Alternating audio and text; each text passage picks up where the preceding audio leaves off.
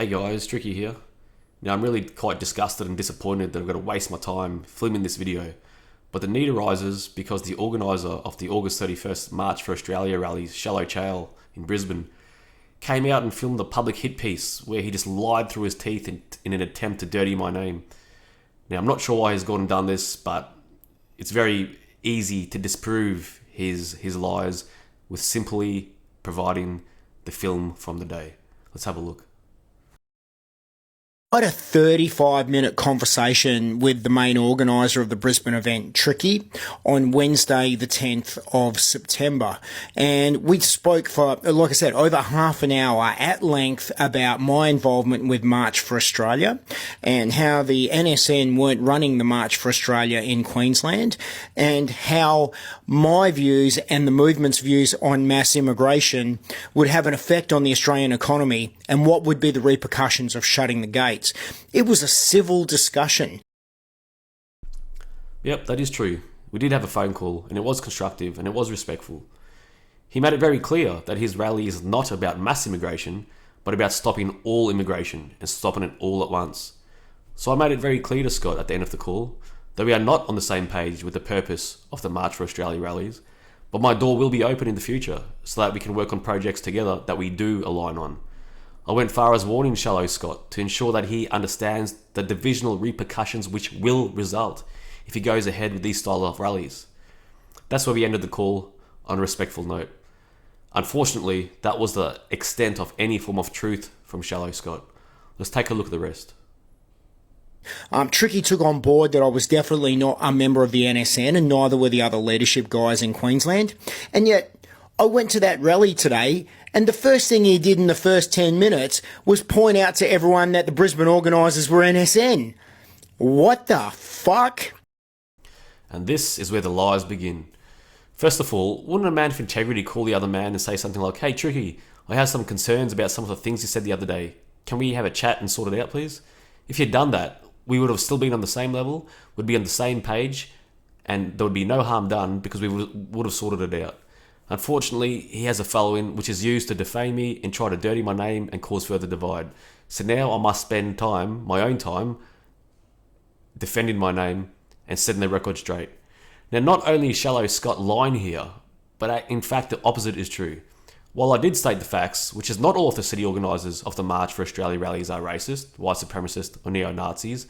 Mind you, some of them are, including in Sydney and Melbourne. But while not all of the city's organisers were racist, white supremacists or neo-Nazis, the main national organisers and coordinators were in fact. Now that's not my opinion. That is proof. The proof is their own videos, their own audio recordings, their own posts, the comments. Do some research for yourselves and you'll uncover what I've uncovered. And that is why, brothers and sisters, I chose not to be involved with those marches. I went on to actually say that I like the organisers in Brisbane and I have spoken with them, and while I cannot and will not support them on this particular rally of theirs due to their stance, my door is open to work with them on future projects. The Brisbane organisers of the last event I speak to, great guys, get along with them well. And I'm looking forward to working with them in the future, but I can't on this particular, if that's going to be the direction going forwards, I'm going to step back from that. And they can do what they want and we're going to do what we want. And it's up to the people where they go, but we have to stay united. The last thing we can do, guys, it gets drawn in two different ways. The far left socialists on this side are fighting the far right socialists on this side. What's going to happen when they go at it in the streets? More rules and restrictions are going to come in. This is how the government uses us against ourselves. They create situations they can leverage off. We have to be smart.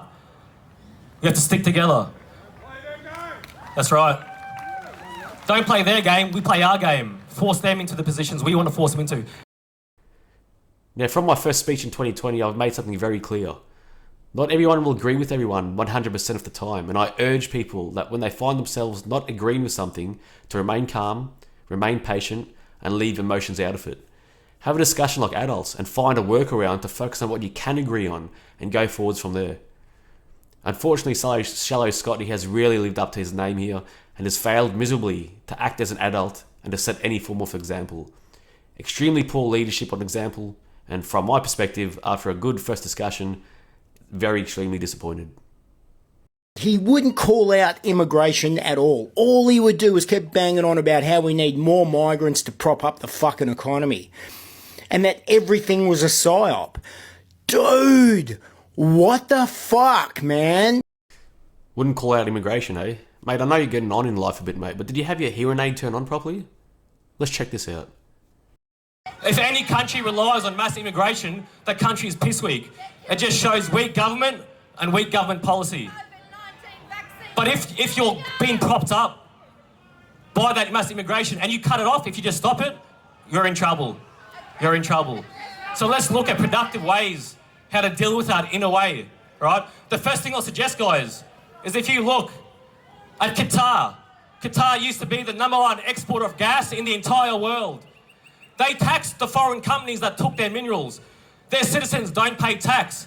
They don't pay education fees. They don't pay medical fees. They don't pay registration. Any guesses on who is now the #1 exporter of gas? Australia. Look at us. We're in the cost of living crisis. People are homeless. Why? 60% of the gas getting sent overseas doesn't even get taxed. It's royalty free.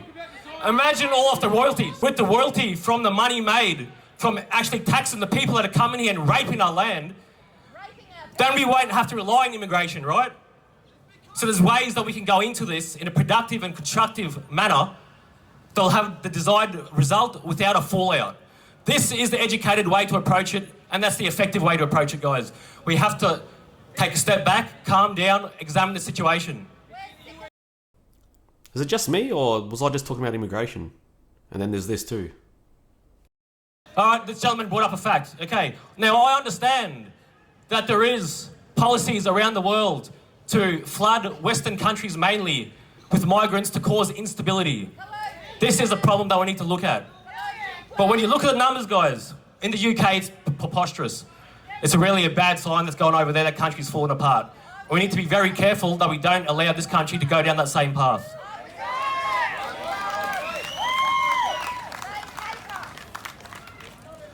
And then there's this. There has to be a reform on immigration. There has to be immigration reform. We have to look at that, right? All right, so let's just check out what he said again. He wouldn't call out immigration at all. All he would do was keep banging on about how we need more migrants to prop up the fucking economy. And that everything was a psyop. Dude, what the fuck, man? Yeah, right, so that's just really embarrassing. Now, in his video, he says he was there for an hour. All of this got discussed in the first 25 minutes, so he's got no excuses here. And I will post a full video so everybody can see it unedited and make their own mind up. This is just embarrassing, mate. You've got issues you need to sort out. Anyway, so that last part of that segment there, he goes on about the psyop. And that everything was a psyop. Dude, what the fuck, man? No, mate, not everything's a psyop. But there is an obvious psyop taking place right here, right now, in Australia, to trigger emotional responses, to create an inflammatory situation so people divide into groups and to turn on each other. And if Chal Scott can't see that, well, maybe he isn't as far down the path of his journey as many others are. But that doesn't justify hate-filled public rants with lies and divisional comments. What's next? If you're sick of the gatekeepers, the bullshit, the lies, the fucking psyops to try and divide you and conquer you and keep you fucking guessing where your enemy is, don't look any further than those motherfuckers who ran that shit in Brisbane today. Wait. What did he just say? If you're sick of the gatekeepers, the bullshit, the lies, the fucking psyops to try and divide you... Wait, what? Did he previously try and give me hassle by sarcastically saying these people think everything's a psyop? And then just start talking about a psyop? Yep, that's exactly what he just said. Now let me think about this for a second. I've been active for 9 years. I've sacrificed more than most. Been targeted by police relentlessly as part of intimidation and harassment campaigns, and I've been to court more than 40 times as a result of many false charges. I've had 3 separate banks close my personal accounts without reason and unwilling to discuss. But we all know why. It's because I've been on the scene with strength for almost a decade and have never taken a backward step, and they wanted to shut me down. And that's why videos like this hit piece full of lies from Chal Scott, have no place here. Scott, pull your head in and apologise. Not to me, I don't care about your apologies. Apologise to the people for trying to cause disruption and division. in a time where we need to wake the people up and pull them together, not divide them. If you do that, then maybe we can still work together in the future. Regardless, I'm done wasting time on this rubbish. To everybody else, I thank you for your support, and together we will keep pushing forwards. I love you all. I'll see you soon.